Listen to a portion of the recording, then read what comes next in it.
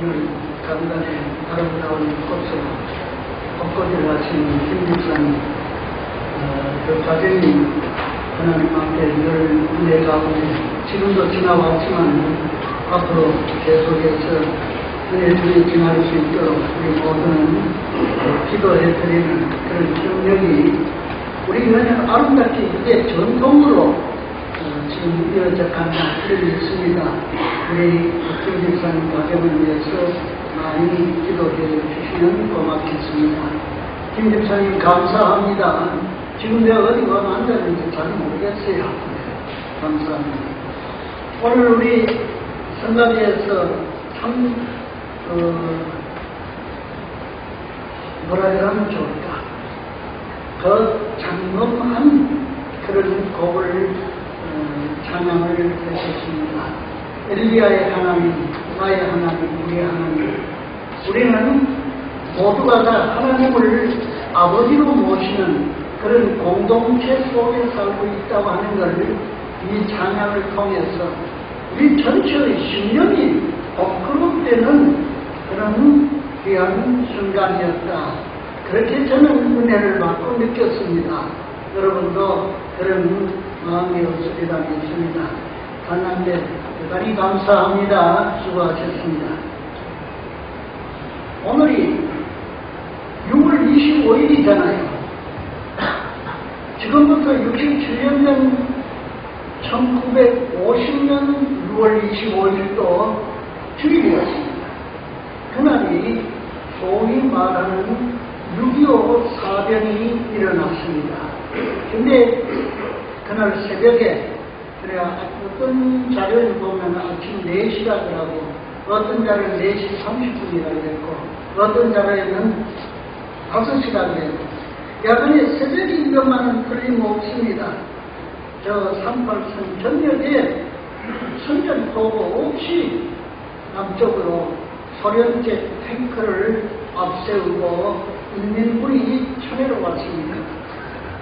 국제법상에 나라와 나라 사이에 국가 간에 전쟁이 일어나게 될 때에는 반드시 선전포고라고 하는 걸 하도록 되어 있는데 그런 것도 없이 기습으로 남침했었습니다.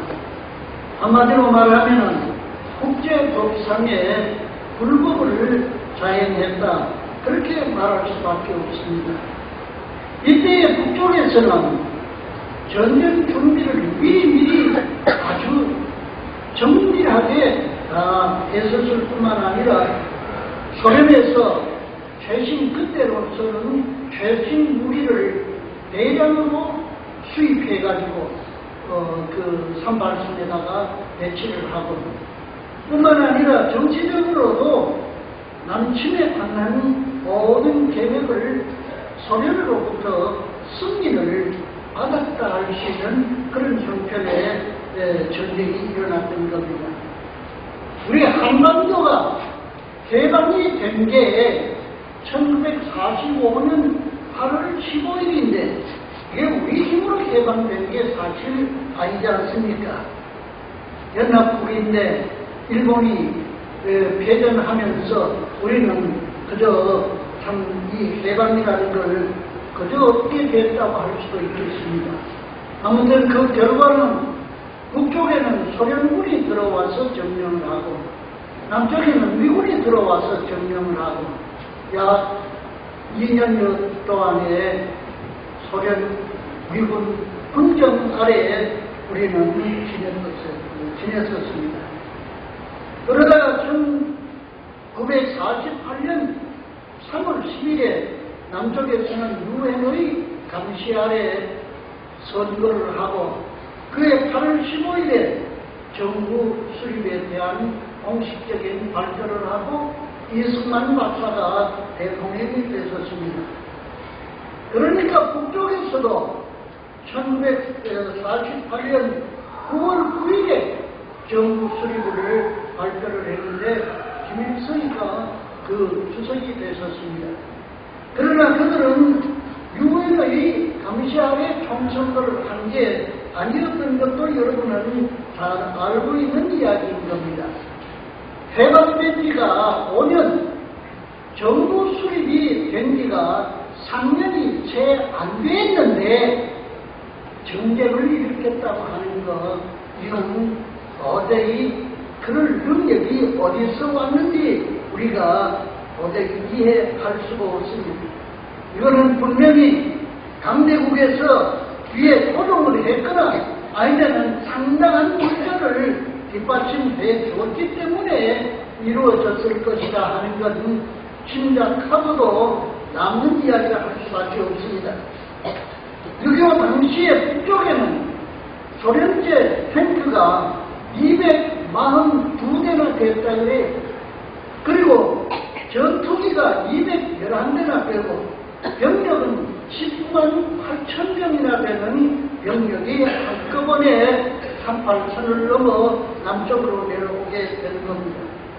그러나 남쪽에서는 탱크라는 그런 어마어마한 그런 없었고 장갑차라는 탱크 비슷한 작은 게 그저 몇 대가 있었을 뿐이었습니다.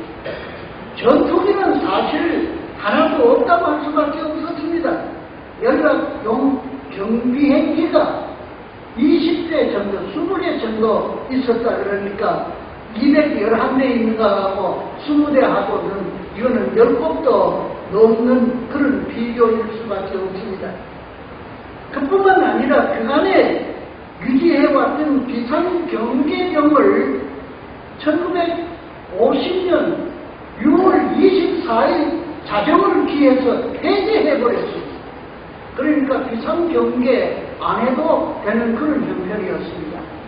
마침 6월달이니까 원행이 도와야 된다면 구실을 갖고 사병들 상당한 숫자를 고향 가서 원행이 도와드려라. 그러고 2주간씩 휴가를 대량으로 보냈었습니다.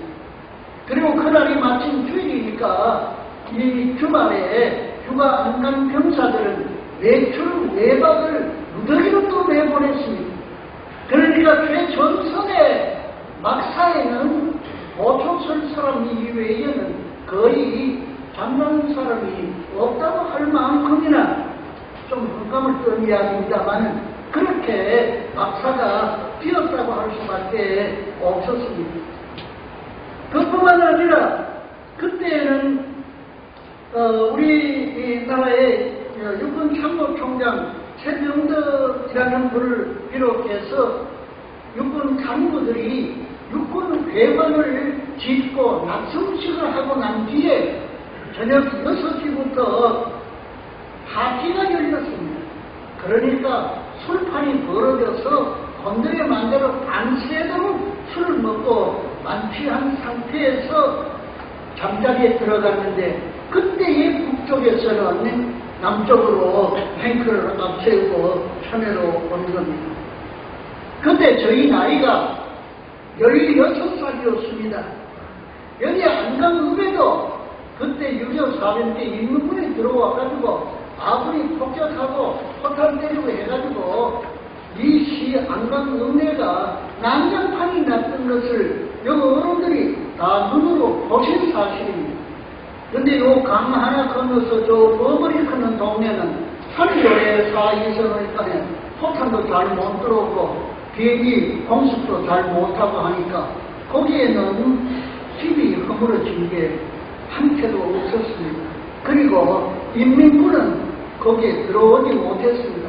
24시간 그저 포위되어 있다가 말았을 정도로 요 안강하고 호명하고 그랬습니다.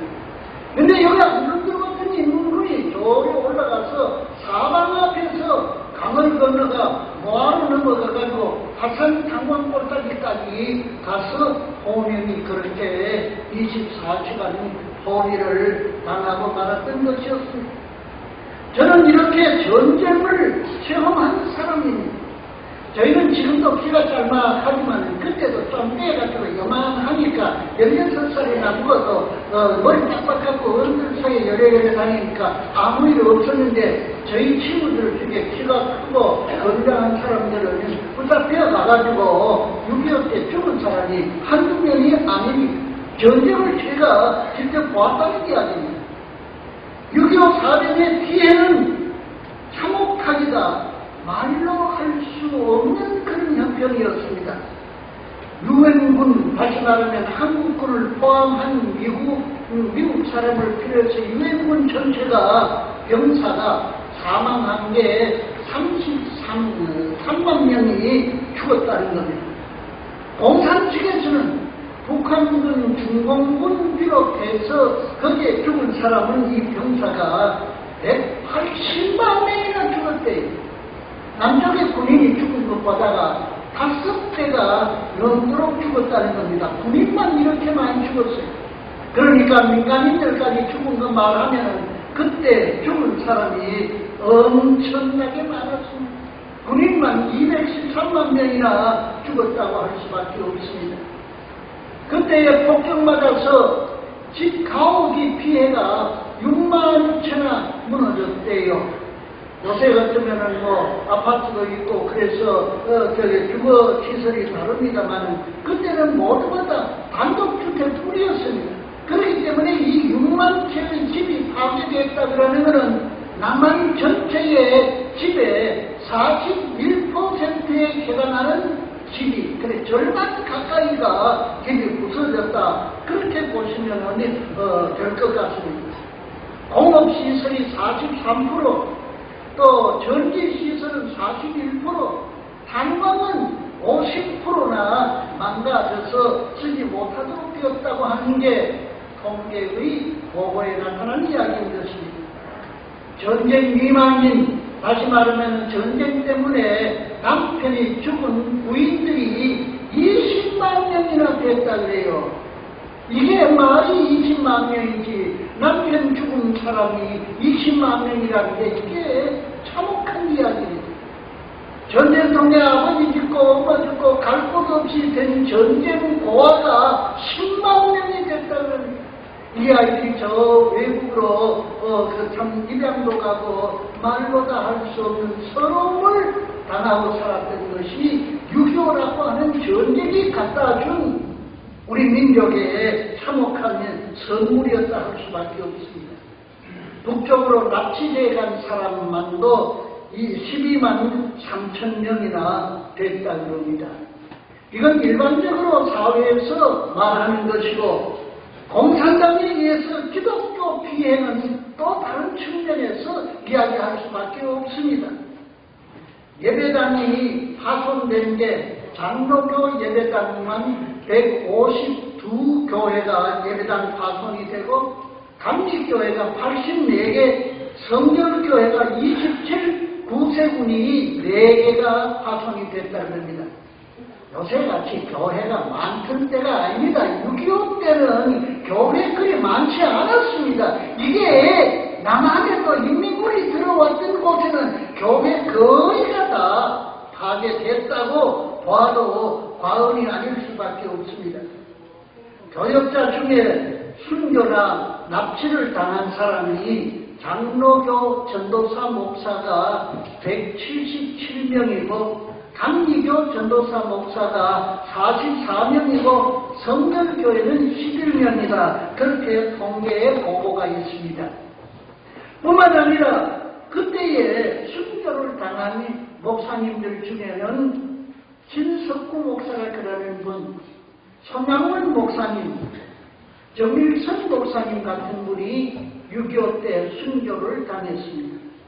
순교를 당하지 않고 이북으로 붙잡혀간 납북된 목사들 중에 송창근 목사님, 남궁혁 목사님, 양주상 목사님 같은 분이 있었다고 하는 보고도 있습니다. 뿐만 아니라 인민군이 점령했던 이후 곳에는 많은 교인들이 피해를 입었습니다. 전라북도 옥구군에 원당교회라 그러는 교회가 있다는데 그 교회 교인이 모두가 75명이에요. 그런데 그 중에 73명이 인민군에게 죽고 교인 2사람이 남았다 그럽니다. 75명 중에 2사람 남고 다 죽었다는 겁니다. 황해도 작년에 박경부라는 목사님이 계셨는데 이분이 6월 25일 새벽에 붙잡혀갔어요. 인민군이 붙잡혀갔는데 나중에 시체로 발견된 걸 보니까 손과 발은 쇠고랑으로가 묶었고 손가락 10개, 발가락 10개를 다 잘라버린 그런 상태의 시체로 남아있는 것을 발견했다고 하는 그런 보고도 있는 겁니다.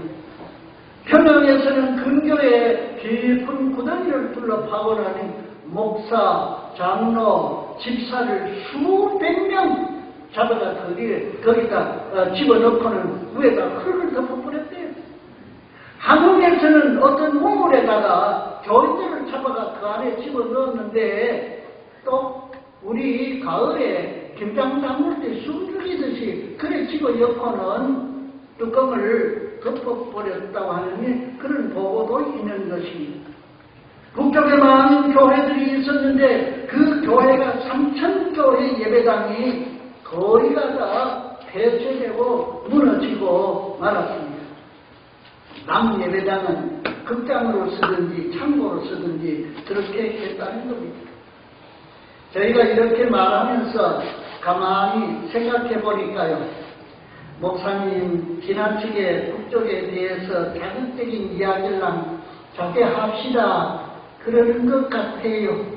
사실 뭐 이거 좋은 얘기라고 이렇게 많은 사람이 죽었니 하는 말 뭐가 좋아서 전들 그렇게 하겠습니다. 그러나 한 가지 꼭 알아야 할 일이 있습니다. 공산주의에는 하나님 없습니다. 천당도 없습니다. 지옥도 없습니다. 그러면은 하나님 우리 믿는 우리는 어찌해야 됩니까? 가슴이 답답할 뿐이 옳습니다. 그리고 저희가 오늘 설교에 참고한 자료가 전부 다 일치하지는 않습니다. 숫자에 약간 차이가 있습니다. 시간도 그렇고 아까 새벽 시간도 말했는데 그런 차이가 있습니다. 그러나 이건 이 6.25는 역사적인 사실입니다. 이건 사실이란 말이에요.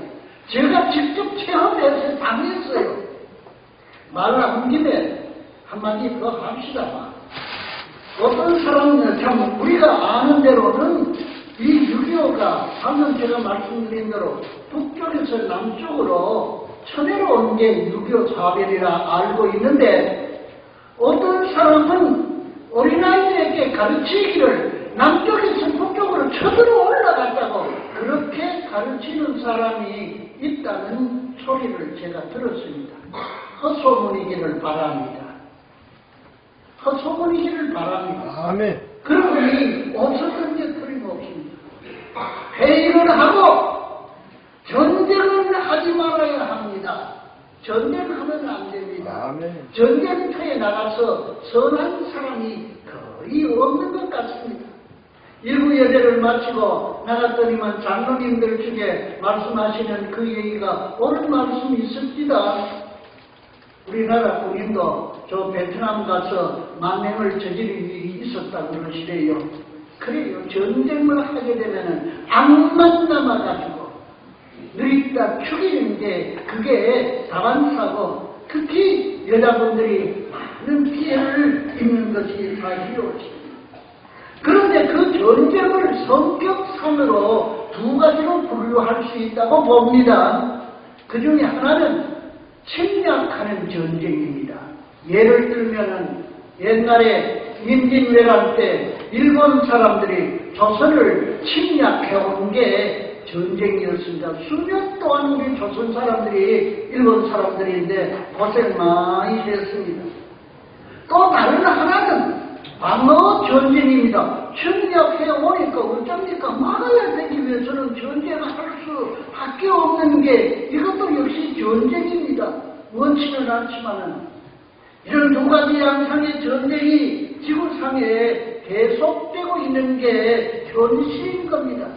아무도 전쟁을 원하는 사람은 없는데도 불구하고 전쟁은 이렇게 계속되고 있습니다. 그런데 성경은 우리에게 말씀하고 있습니다. 하나님의 사람아, 믿음의 선한 싸움을 싸우라. 그렇게 오늘 우리가 읽은 본문 말씀에 기록되어 있습니다. 다시 말합니다. 하나님의 사람아, 선한 싸움을 싸워라. 악랄한 싸움을 싸우지 말라. 선한 싸움을 싸워라. 그랬습니다.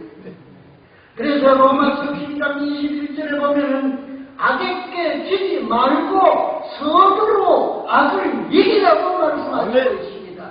악에게 지면 안 된대요. 선으로 악을 이기래요. 이게 사도 바울 선생님을 통해서 우리에게 권면해 주시는 말씀인 것입니다.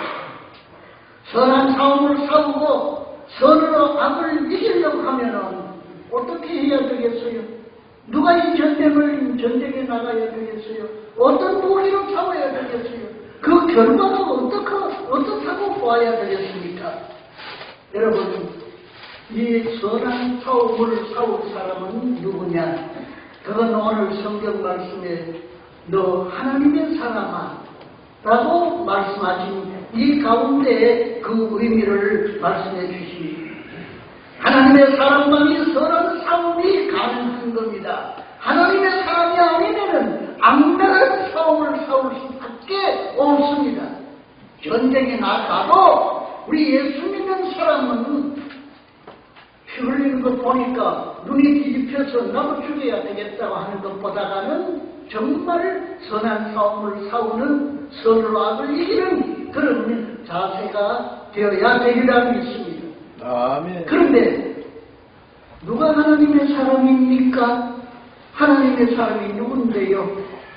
구약 성경 중에 신명기 33장 1절에 있는 말씀에 보면은 모세를 하나님의 사람이라 그렇게 말씀하셨습니다. 정말 이 모세는 이스라엘 백성들과 하나님 사이에서 많은 참 일들을 서로 교환이 될 수 있도록, 교제가 될 수 있도록 중보에 선 사람이었습니다. 하나님의 사람이었습니다. 사무엘상 9장 8절에 있는 성경 말씀에 보면은 사울이가 임금되기 전에 자기 아버지의 암나기를 잃어버렸는데 이걸 찾으려고 나섰습니다. 수아 사람 하나 데리고 나서서 온도를 가리면서 수일 동안에 암나기를 찾았지만 찾을 수가 없었습니다. 그때 이 사울이가 깨닫기를 이거는 암나기보다 우리 아버지가 우리 잃어버렸다고 더 걱정 많이 하시겠다. 이건 돌아가든지 뭘 어찌해야 되지 않겠느냐. 그러니까 그때 따라갔던 종이 그럽니다. 요 근방에 하나님의 사람이 있다 그러는데 우리가 거기 가서 한번 물어봅시다. 요새 말로 말하면 한번 기도 받으러 가봅시다 이랬다고 볼 수도 있겠습니다. 야간에 하나님의 사람에게 물어보자. 그 하나님의 사람이라는 게 누구냐 하면은 사무엘이었습니다. 사무엘에게 가서 이 사울이가 물어보니까 사무엘이 가르쳐준 대로 그대로 이루어졌다고 하는 사실이 역시 사무엘 9장 8절 이하에 있는 말씀인 것입니다. 뿐만 아니라 열왕기상 17장 18절에는 엘리야를 하나님의 사람이라고 했습니다. 열왕기하 4장 7절에는 엘리사도 하나님의 사람이었다 그렇게 말하고 있습니다. 우리는 이 말씀을 읽어보니까 정말 모세나 사무엘이나 엘리야, 엘리사 같은 사람이야 하나님의 사람이라 그럴 수 있지만은 우리 같은 사람이야 어디 그게 가당치나 할란가 할 수 있을는지 모르겠습니다. 그런데 오늘 본문 말씀에 보니까 바울이가 자기의 제자요 목회 후배자인 디모데를 향해서 너 하나님의 사람아 선한 싸움을 싸우라 그렇게 말했었습니다. 디모데도 하나님의 사람이래요. 디모데후서 3장 14절로 17절의 말씀을 보면은 성경을 하나님의 말씀으로 믿고 그것을 배우고 확신한 일에 그 하는 이가 하나님의 사람으로 온전케 하며 모든 선한 일을 행할 육적을 얻게 된다고 말씀하시고 있습니다. 여러분, 성경을 하나님의 말씀으로 여전히 우리 모두는 믿는 줄로 저는 그렇게 이해를 하고 있습니다. 아멘. 우리는 이걸 열심으로 읽습니다. 우리는 이 말씀대로 살려고 노력을 하고 있습니다. 그러므로 여러분이 하나님의 사람이에요. 모세만 아니고 엘리야만 아니고 디모데만 아니고 오늘 얘기하신 여러분이 다 하나님의 사람인 줄로 믿습니다. 더 나아가서 베드로전서 2장 9절에 보면은 너희는 택하신 족속이요 왕같은 제사장들이요 거룩한 나라요 그의 소유된 백성이라 그렇게 말씀하시고 있습니다. 여러분이 하나님의 선택된 하나님의 사람입니다. 그러므로 이 선한 사람을 누가 싸워야 되느냐? 하나님의 사람이 싸워야 된다 그랬을 때에 여러분과 제가 포함되는 줄로 믿습니다. 아멘. 우리가 선한 싸움을 싸워야 될 사람들입니다. 그래도 조용히 생각해 보니까 우리 한 사람 한 사람 개인을 따져도 분석해 놓고 보니까 이거 연약하기가 한도 없이 연약한 사람인데 무능한 존재인데 마귀의 유혹에 언제든지 세상에 휩쓸려 넘어갈 가능성을 충분히 갖고 있는 존재인데 생각해 보면 이게 뭘 하겠노 싶은 생각이 듭니다. 그러나 내가 그리스도의 영에게 붙잡힌 것 되면은 내 스스로도 알지 못할 만한 능력을 발휘할 수 있는 줄로 믿습니다. 아멘. 나는 연약하지만은 능력 많으신 주께서 우리를 잡고 계시기 때문에 우리는 연약한 존재가 아니겠습니다. 나는 무능해도 우리 안강 제1교회는 무능한 곳이 아닙니다. 하나님의 사람들이 여기에 운집해서 집결해 있습니다. 한마음이 되어서 합심해서 기도하는 위력을 나타내려고 하는 교회입니다. 그러면 여러분은 승리할 수 있는 능력을 가진 분들이라 이런 말입니다. 우리가 선한 싸움을 싸워야 됩니다. 하나님의 사람이 무슨 무기로 선한 싸움을 싸울 것이냐? 핵무기 있습니까? 혹은 대포 있습니까? 소련제 탱크 있습니까? 인민군들 소련제 탱크 가지고 왔는데 우리는 소련제 탱크도 없습니다. 우리의 무기는 무엇이냐? 히브리서 4장 12절에 보면은 하나님의 말씀은 좌우의 날선 검과 같다, 칼과 같다 그래요. 보통 우리 쓰는 칼은 한쪽에만 날서고 한쪽에는 전부 칼등돌인데 한쪽만 날서인데 성경 말씀은 좌우에 날서서 사방 잘라낼 수 있도록 그런 거래요. 그런데 그 히브리서 4장 읽어보면 그 날선 검이 활력이 있다고 했어요. 살리는 능력이에요. 여러분 의사 선생님이 메스를 가지고 사람 걷는데 째면은 그 병을 고치는 능력을 역사하게 되는 겁니다. 하나님의 말씀은 이렇게 생활에 활력이 있는 겁니다.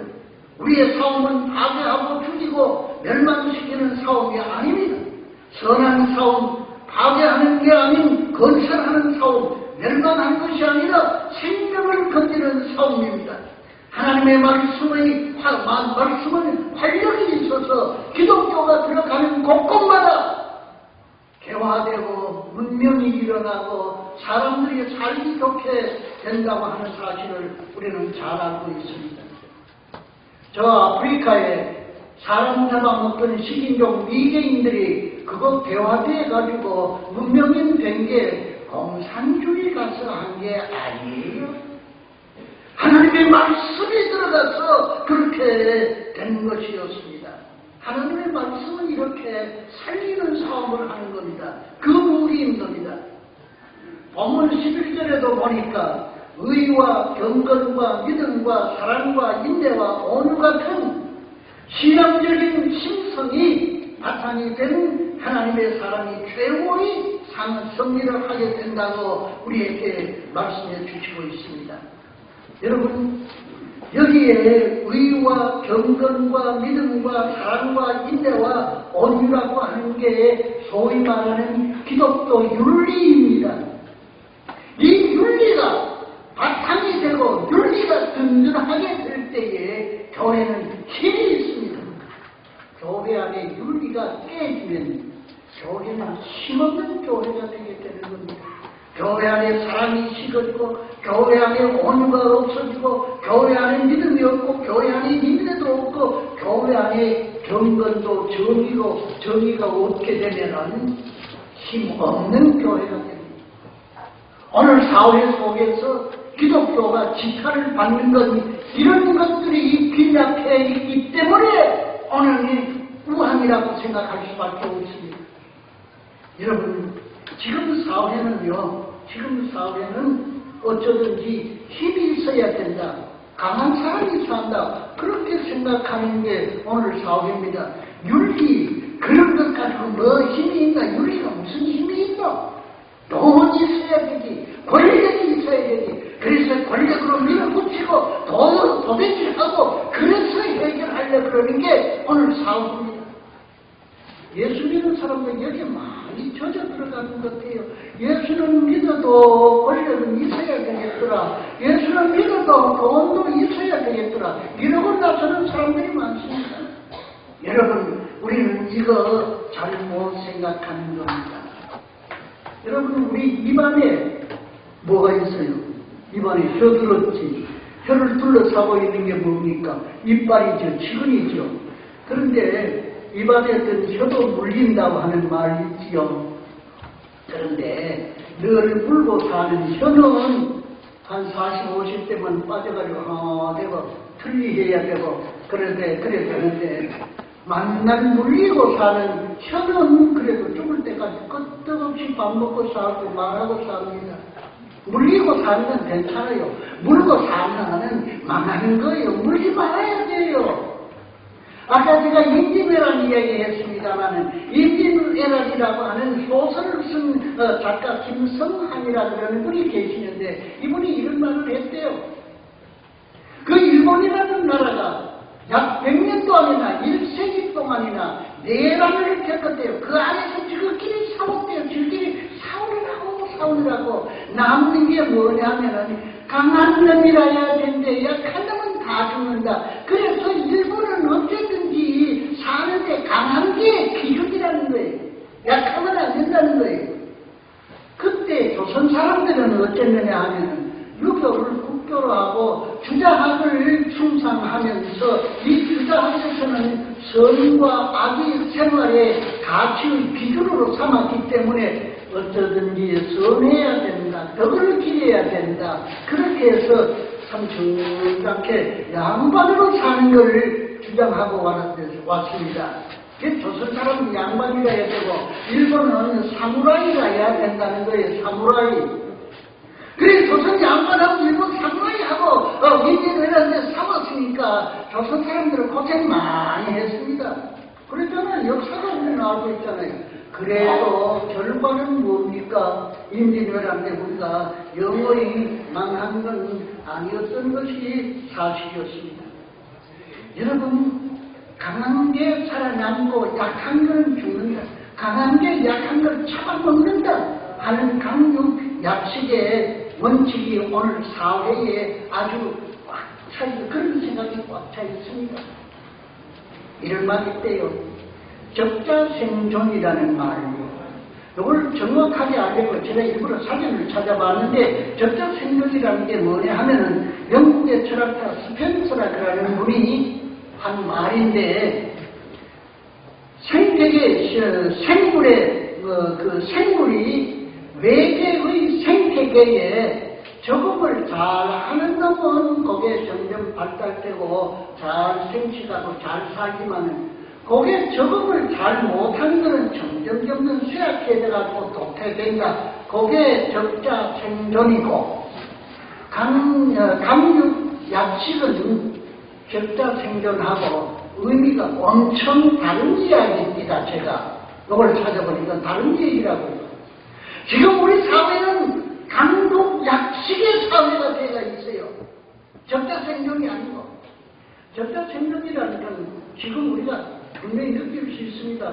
옛날에는 제주도에만 밀감되는데 이제는 저 남해 쪽에도 밀감 생산하던데 그 생태계가 이렇게 변하니까 그렇게 자꾸 바뀌잖아요. 옛날에는 대구 누금이 최고였는데 요새 대구 누금이가 점점 북쪽으로 올라가던데 지금은 산에 소나무가 벌레 먹어서 죽는다고 야단치기던데 이게 기후하고 상당한 관계가 있다는 겁니다. 적자 생존은 자연 원칙이지만 강육 약식은 사람이 만들어낸 악랄의 행위입니다. 이것이 해서는 안 되는 겁니다. 그렇기 때문에 절대로 하지 말아야 된다는 말씀드리는 겁니다. 마지막으로 한 말씀만 드리고 말씀을 마치겠습니다.